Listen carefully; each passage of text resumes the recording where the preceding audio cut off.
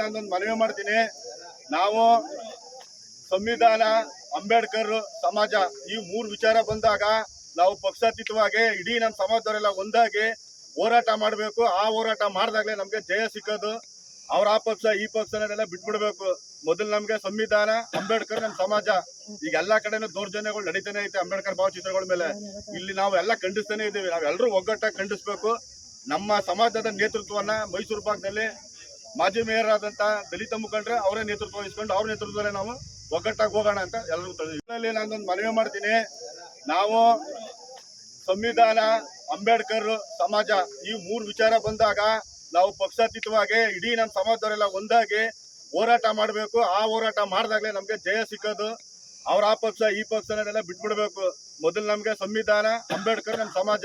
ಈಗ ಎಲ್ಲಾ ಕಡೆನೂ ದೌರ್ಜನ್ಯಗಳು ನಡೀತಾನೆ ಐತೆ ಅಂಬೇಡ್ಕರ್ ಭಾವಚಿತ್ರಗಳ ಮೇಲೆ. ಇಲ್ಲಿ ನಾವು ಎಲ್ಲ ಖಂಡಿಸ್ತಾನೆ ಇದ್ದೀವಿ. ನಾವೆಲ್ಲರೂ ಒಗ್ಗಟ್ಟಾಗಿ ಖಂಡಿಸ್ಬೇಕು.